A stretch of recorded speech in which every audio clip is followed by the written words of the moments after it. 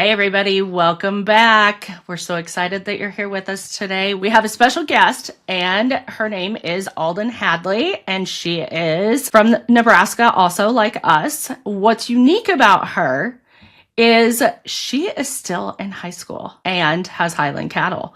So we wanted to bring her on to talk a little bit about what got her started in the cattle, like doing her own, because this is like, we'll let her do the talking, but this is like her own special deal that she started herself. So let us hear all about how did you get started? How did this come about for you? And at what age? I was actually 11 when I first started. I had had a couple bottle calves, just Angus before that. And I just fell in love with even just the bottle feeding aspect. I had a horse as well. I just loved anything livestock. So we were actually in the car and my mom found a picture on Facebook and it was actually from Rolling 7 Ranch at Broken Bow. And she was delivering calves to Larry the Cable Guy. And so I think I'll forever remember that moment. And she was like, oh, Alden, look at these calves. And little did she know that would probably change the whole course of my life, seeing that picture. But I had never even seen one before. And I just was like, honestly, like in awe. And I still remember I told my parents that day, I said, someday I will have some of those. But obviously I didn't expect it to be that next year.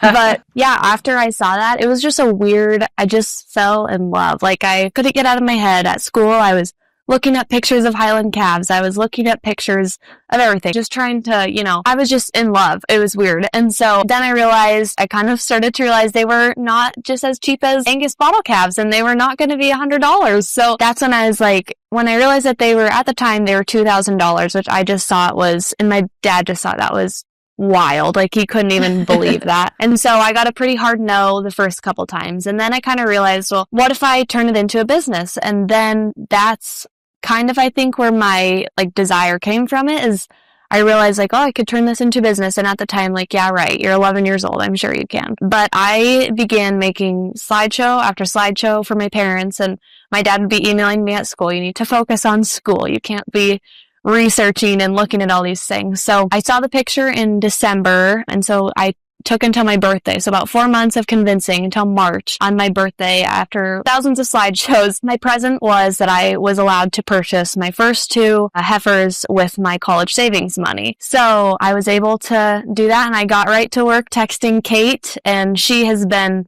just a huge blessing to me, and what a mentor she has been to me and my family, because I knew nothing and I can't imagine what she thought when I was saying, oh, well, I want some of these. And so it then was August. So I was going into my 7th grade year when I got my first two, which honestly, that was one of the best days of my life. I just remember waiting by the window for her to pull up. And yeah, so we started with 2, and I'm not sure how much else. That's kind of how I got started, but it kind of rapidly grew after that. When I kind of developed, I realized I really love this. And there was just something about it that it's no matter what the task was, I still enjoyed it. And it was so fun to learn with my parents because they had never had any of these either. My dad grew up around cattle his whole life. And obviously I wasn't necessarily new to it, but there was so much to learn. And I think I just loved that aspect of learning what's new after the bottle feeding, what's new when they turn a year old. And then once it came time for them to be the long wait of 2 years, then it was finally time to breed them. That was so exciting. And yeah, after that, that's kind of when I decided I was ready to take the next step. And we weren't sure what to do, if we should get more or not. But my parents agreed to let me spend more of my college savings on 2 more little heifers. So I got 2 more bottle heifers. And that was the summer after my 8th grade year. So I was getting ready to go into high school. And that's kind of when I think I kind of realized I really want to do this as a business. And so we ended up buying after that a group of 4, and 2 of them were bred. So that was super exciting, knowing that we were kind of getting a jump start on calves is what it felt. And then later that summer, I call him our miracle bull. My dad actually found this little contrapositive high park bull calf. And he's like, oh, look at how cute this is. And I was like, wait, no, we need to buy that. I want that so bad. And then we saw the price tag and he's like, yeah, no way. We're never. And at the time, that today would just be an average price, but it felt like just this crazy number. But we drove to Missouri and picked him up, and he rode home in the back of my dad's pickup in a little crate, and he just had his first group of calves this year. So that was such an exciting thing for us, we kind of call him our homegrown bull, even though he wasn't out of our own stock. He's been our little baby since we got him. And so, yeah, we've really kind of grown since then. We've expanded into a lot. We bought quite a few more cows and heifers, and then we also bought another little contrapositive silver bull. And then we also recently last year started doing the embryo transfer work. So that is something my brain just loves. I love being able to mix and match the pairings and the different things. So yeah, that's kind of how we've gotten started. And I think that's really awesome how you started. That reminds me so much of me. Like, Yeah. that's crazy. It wasn't Highlands, yeah. It was Australian Shepherds, and I was like, I had like a whole spiel. I didn't do the PowerPoints, but I like was hardcore convincing them. And it worked out. I mean, I ended up getting them. I raised them for 10 years. really, wow. I didn't as much do it in high school. My parents kind of took that role into it. And then I got like out of high school. I had my own and I was doing my own thing. The start you're getting is like such a great start for you because you're so far ahead of the game than what so many other people are. I am so thankful for that. Yeah, we really did. We really got into it at a good time as well. Like, I mean, like, honestly, even by the time we were ready to purchase our second round of heifers, prices had already gone way up. And so I think we did get into it at a good time for that. And also, I do feel so glad that I have a lot of knowledge in it already rather than having to wait until after high school and start from scratch. You have your foundation line. Yeah. And you have like really nice bull too. Yeah, thank you. He is so handsome. Thank you. I love seeing your calves that you're posting. Thanks. It's so nice when you get like your first babies out of like your favorite bull. Yeah, it felt like a long wait, but honestly, it could have been so much longer because he started breeding at a little under a year and a half, and we weren't expecting that. So we weren't sure which calves were going to be his or our other bull that we had bought as a cover bull just until he was ready. Mm-hmm. And so when I found that first one with the High Park marking, I was just elated. And of course, it was like the perfect little kind of positive calf. And so, yeah, it was so fun to see him. Did you keep it back? No, we didn't. He's actually going just to Blair, Nebraska, and he's just going to be a little steer for them. So as sweet as can be. He actually lived in my garage for a week this summer after he was born. He was super sick. I think the heat, just his little body couldn't handle the heat. And so he lived in the fans in the garage for a while and have quite the special bond now because I was in there all days with him. So he's a tough one to let go of, but. Summertime is hard on calves. Like, I try all I can to not have summer babies because of it. And we honestly really weren't too worried about it, and I don't really know why until we had that happen. We're like, from now on, we're doing our best to keep it after, either before or after the summer. Yeah, it's not easy on their little bodies, that's for sure. But I saw like your posts on him when you had posted like he was needing it. Now that you say that, I remember that. And so good with him though. That's scary to go through that. I think it felt extra hard because it was our first one. He was just so cute. It's like, oh, I can't. But that was like even something else. Like, that was a scary situation, but it was kind of fun to, like, I was glad I'm learning how to handle those situations, and so thankful for everyone who was willing to help me with give me their advice on what to do. My grandpa and my dad, they always calved, never in the summer. So it's like none of us really knew what we could do for him, but we got it all worked out. Our first contrapositive High Park bull. So I put him out, and I put him out earlier than what I probably should have. This was my wish I would have known beforehand because he was not ready. And he ended up getting injured pretty soon after I had put him in. So I didn't think he had covered anything. And our first calf we had that fall, I was like ecstatic. Yeah. Like, I like saw mom, she's a yellow Highland, like walking up the hill, and here's this like little dun High Park following her. And I knew because my other bull is a silver Highland. And so I was like, that's an ace baby. Like, oh my gosh, that's an ace baby. He did. So he got one live cover before he got injured. And I kept him. Yeah. I was like, nope, you're not You going have anywhere. to, yeah. It's so exciting. I love it. Just the thought of all new calves are so exciting, but especially these I first love calving season. milestones have been really fun. Did you have to bottle feed him, or was he able to go back on mom when you were doing all that? He was able to go back on mom, which I still think to this day is a miracle because we just keep him inside in the afternoon, and then we'd take him back out in the evening when it got cooler, and then he'd stay out throughout the whole time. And his mom was one of my first too, and so she's just as easy and gentle as could be. We honestly think that whole situation was just a blessing because we could have gotten, one that does not like us or doesn't want us to touch her calf or her. Somehow we were able to keep him on mom, which is great. So that was big. So how many are you up to now? We have about 45. Oh, you have a lot more than I thought.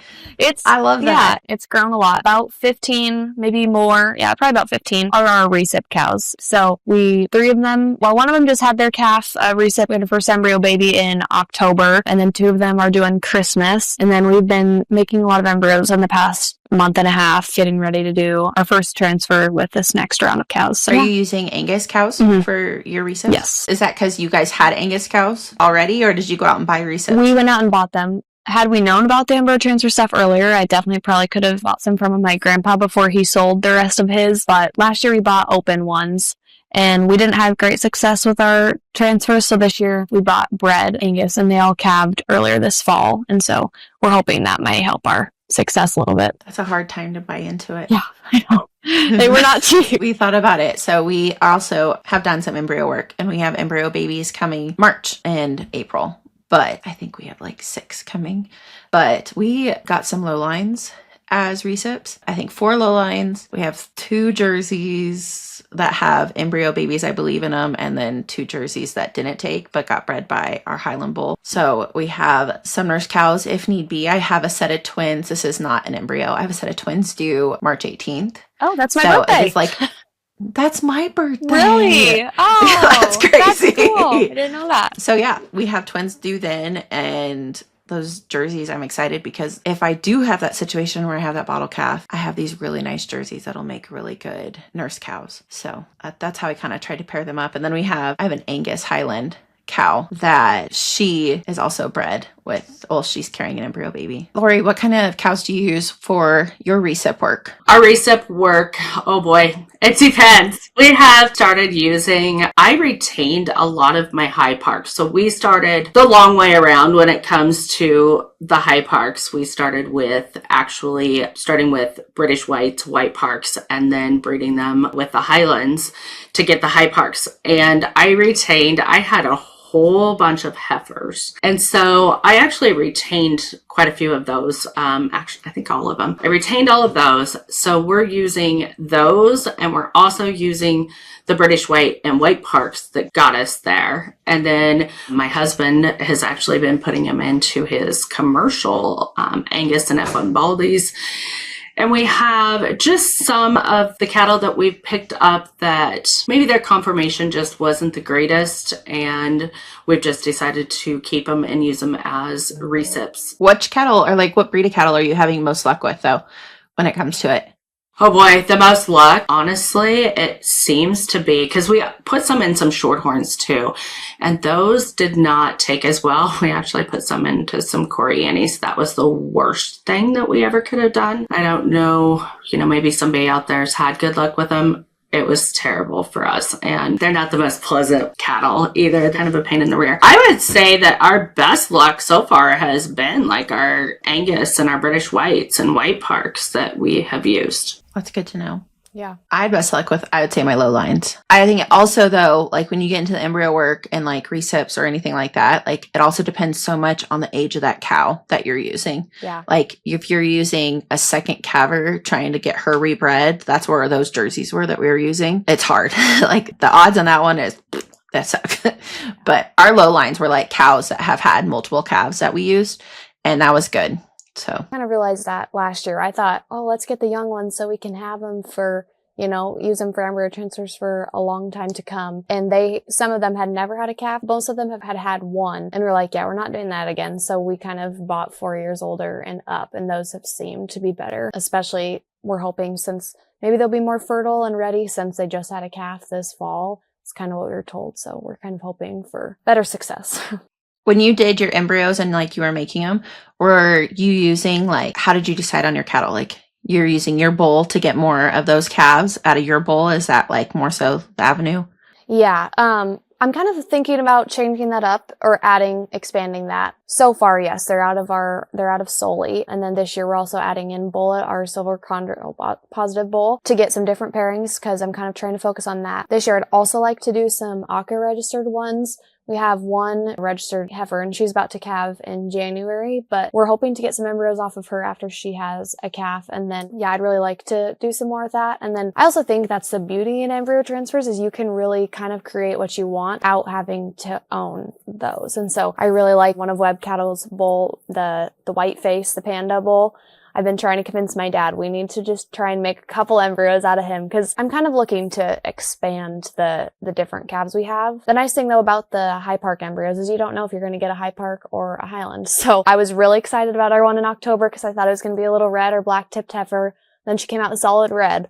So it's like, you still don't know what you're going to get. And so, yeah, we have been using our own bulls, but I'm also kind of hoping to expand. It's always a surprise. I love it. Every year when you're breeding High Parks or White Parks with the Highlands, it's always, what are we going to get? And what color are we going to get? Because it can often vary, which is so cool. With our embryos, we started doing both the registered and the non-registered. Are you guys doing any of the registered, or are you just all into mini crossbreds? And we are mostly into the minis, but I really saw last year that there is a pretty decent market for the registered, and so I wanted to dip our toes in that a little bit. So we started with our one registered heifer, and then now I'm hoping in this next year to expand our registered side, whether that's buying more heifers and cows or if that's embryos, either purchasing embryos or getting one nice registered heifer or cow and making embryos. But yeah, we have been doing most of the mini work, but I would like to do some different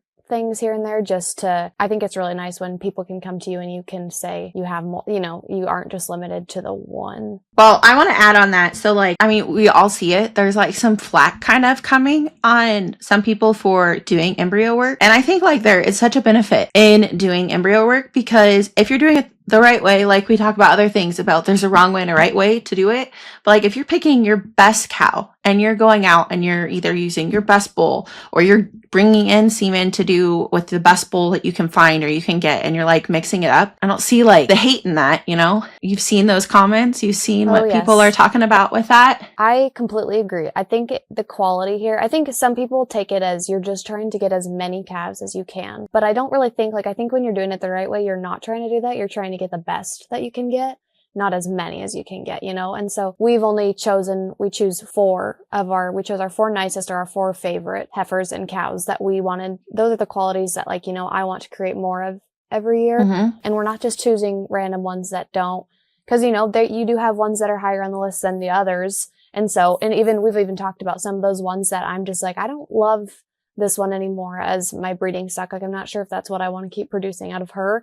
We've thought about using them as embryo transfer recips cows, because I'm just not sure if they're worth it. And so I agree. I think it is kind of shocking the amount of backlash you can get. And I do understand if you're looking at it from an outside perspective and you have no idea what's going on and you just see or hear the little bits and pieces, I can see why people would be judgy about that. But I also think people need to take a look into actually what people are trying to create. And I think, you're not just trying to get as many calves as you possibly can a year, but you're trying to, get the best you can. Best, yeah.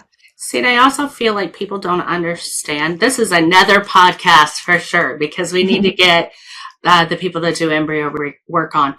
I think people have a misconception. Yes, your cow or heifer, whatever you bring in, might produce or have 30 to 80 oocytes. Some have more, some have less, right? But when you actually send those in and create the embryo, you don't have that big of a, you're looking at, there might be 1, there might be 6, there might be none. Then putting those in to the cow, you also lose your, what your percentage is. You say that, if you have a really good vet or whoever that puts them in, you might have a higher percentage, but it all depends. I mean, time of day, the if it's too hot or too cold or whatnot.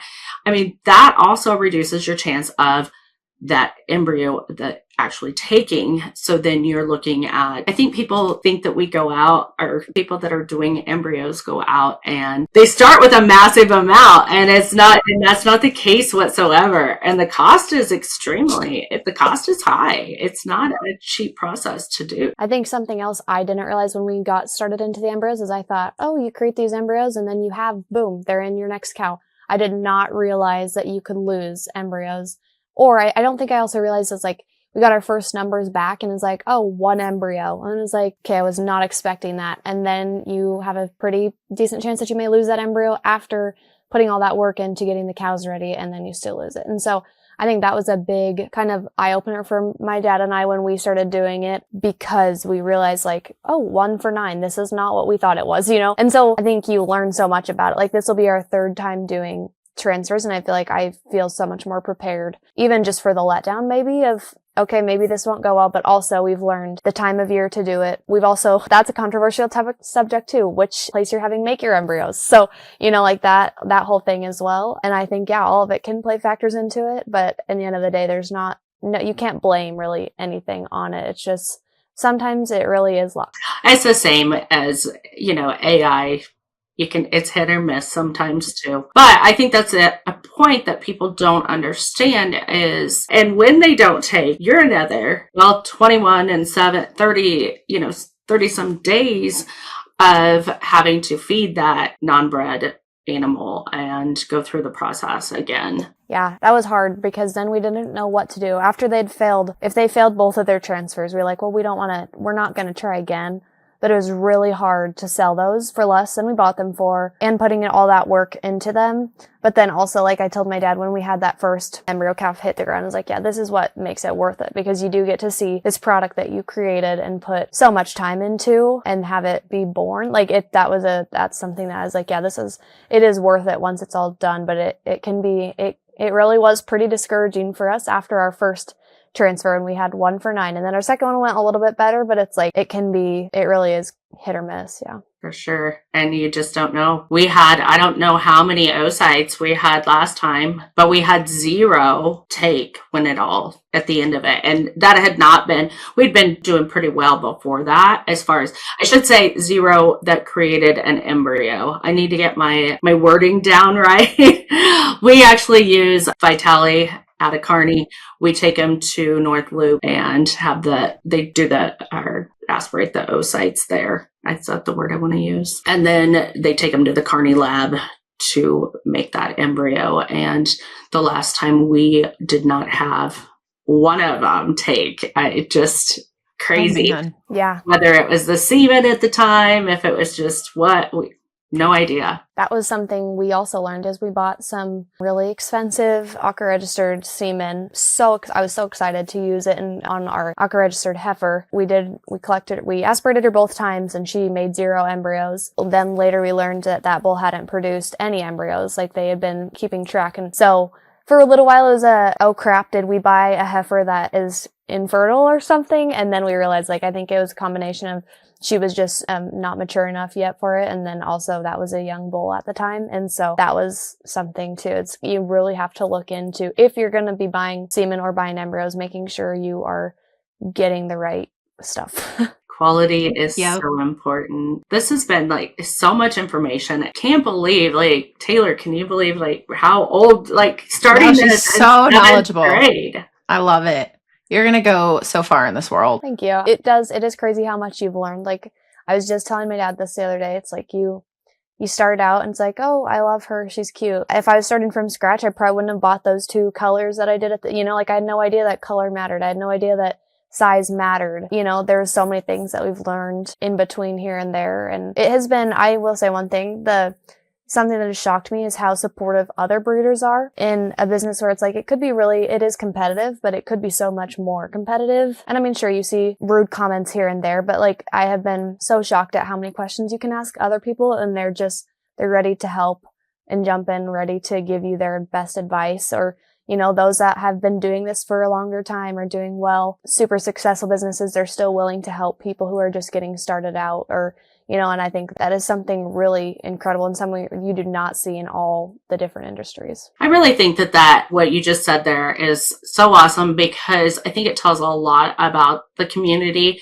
And I think that there's so many people out there willing to help the breed by helping new people. And that's kind of why we started doing Horns and Hooves podcast, is to just the real talk about, we all run into certain things, and we all experience the same things, but I think it's just better making the breed better. How can we better the breed?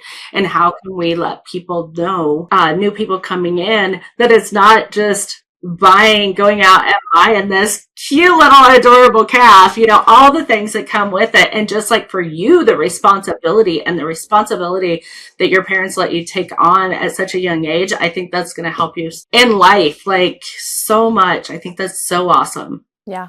We also were talking about this the other day, how I was like, when we first started this and I had to make a phone call to the vet, he's like, well, this is your deal. Like, you need to be willing to make the phone call. And I was just petrified. I couldn't even stand the thought of talking to any other breeders in person or the vet, anyone. I've always been a shyer, quieter person, but like the way that I can call whoever I need, like I can talk to a potential buyer on the phone for 30 minutes. You know, it's just, I have gained so many more skills than just the cattle stuff. Like, I feel like I've just been able to grow up a lot faster. Oh, I bet. Well, and communication skills completely is, yeah, such a bonus behind it all. I mean, I'm sure you got feeling at first, like, okay, here I am, you know, 13, 14, 15, 16, 17 now years old, and I am having to call up customers. What are they going to think? You know, here you've got this young girl talking to me about it, and then they're just elated. I was really thankful. That was something I was super nervous about, is when I posted calves and then they look at your profile and I was born in 2008. I really thought I was going to get backlash from that. But my first year of having calves, it was like, I'm so thankful for how people treated me. They were more supportive, and I really was never questioned on my knowledge or my age, or, you know, like, I think people really could have taken that a bad way or used that against me, which I think would have really deterred me from doing anything more. But instead, like, whether that was buyers or other breeders, or even in those Facebook pages, I was always nervous at first to post because I thought someone could look at my age and think, well, of course she doesn't know this. She's young. But like, at the same time, I'm learning the same things that these people who are starting at 30 years old are. And so I have been so thankful for the kindness that people have showed you, and so much more support than negative thoughts. I've only had one lady who brought it up. I'm 32 and I feel those same things that you feel. Mm-hmm. Good. I'm glad. I still get anxiety about posting on a bunch of people's stuff because there is those few couple people that get on there and their opinion is the only opinion, and their opinion is, what everyone should believe. And so, girl, I feel that, you know, through and through, that anxiety and that talking to other people, or like when you have a bad experience and you have to like be firm with someone. Yep. I still like, I'm always like, I call Lori and I'm like, I have to do this. Yeah.